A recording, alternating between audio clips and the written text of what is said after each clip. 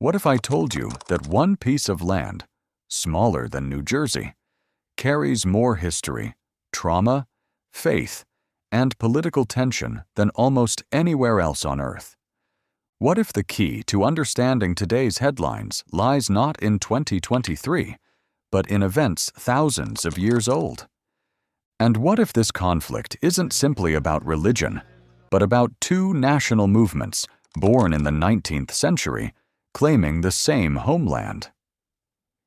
This is the story of Israel, and to understand it, we have to go back, far back. The land between the Mediterranean Sea and the Jordan River has been sacred to Jews for over 3,000 years.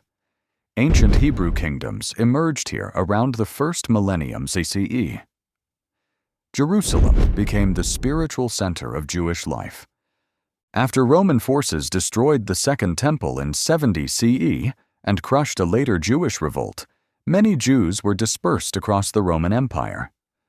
Over centuries, Jewish communities spread across Europe, North Africa, and the Middle East. But Jewish presence in the land never disappeared entirely. Small communities remained.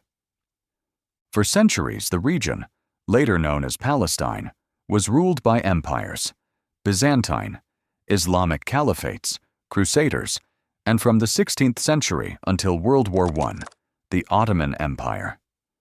Muslims, Christians, and Jews lived there, sometimes peacefully, sometimes not, but largely as local communities within larger imperial systems.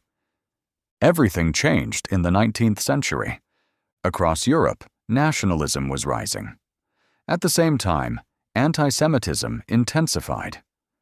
Pogroms in Eastern Europe and discrimination in Western Europe led some Jewish thinkers to argue that Jews were not just a religious group, but a nation without a state. One of them was Theodor Herzl. In 1896, he argued that the solution to European anti-Semitism was a Jewish state. The movement became known as Zionism. At the time, Palestine was overwhelmingly Arab, mostly Muslim with Christian minorities, and part of the Ottoman Empire. Early Jewish immigrants began arriving in waves, buying land and establishing agricultural communities. For many Jews, this was a return to their ancestral homeland.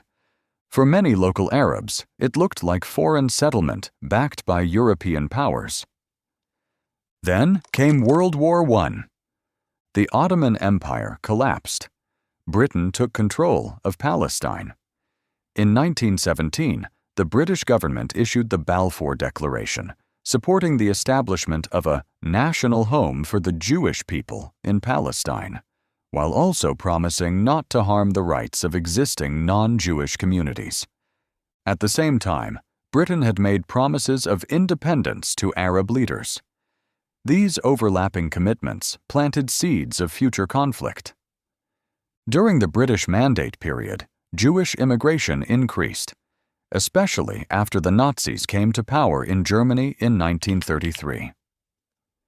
Tensions exploded. Arab revolts broke out in the late 1930s. Britain tried to limit immigration, but struggled to control the violence. Then came the Holocaust. 6 million Jews were murdered by Nazi Germany. Survivors languished in displaced persons camps across Europe. For many, the urgency of a Jewish state became undeniable. In 1947, the United Nations proposed dividing Palestine into 2 states, one Jewish, one Arab, with Jerusalem under international control. Jewish leaders accepted the plan, though reluctantly in some cases. Arab leaders rejected it, arguing it unfairly allocated land and violated the rights of the Arab majority. When Israel declared independence on May 14, 1948, neighboring Arab states invaded. The war ended in 1949, with Israel controlling more territory than the UN plan had granted. For Israelis, this was the War of Independence, survival against overwhelming odds. For Palestinians, it was the Nakba, the catastrophe, Around 700,000 Palestinians fled or were expelled. Most were never allowed to return. At the same time, hundreds of thousands of Jews from Arab countries left or were expelled over the following years, many resettling in Israel. The conflict hardened. In 1967, after rising tensions, Israel launched a preemptive strike against Egypt, Syria, and Jordan. In 6 days, Israel captured the West Bank, East Jerusalem, Gaza, the Sinai Peninsula, and the Golan Heights. Sinai was later returned to Egypt, but the West Bank and Gaza remained under Israeli control. This marked a turning point. Israel now governed millions of Palestinians. Jewish settlements began expanding in the occupied territories, seen by many Israelis as security buffers or historical claims, and by Palestinians and much of the international community as illegal under international law. In 1964, the Palestine Liberation Organization, or PLO, was formed, later led by Yasser Arafat. Some factions used armed struggle and attacks against Israeli targets, including the 1972 Munich Olympics massacre.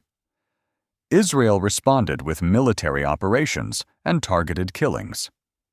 In 1987, frustration in the occupied territories erupted into the First Intifada, a largely grassroots uprising of protests and clashes. In 1993, something remarkable happened. Israeli Prime Minister Yitzhak Rabin and Yasser Arafat shook hands at the White House.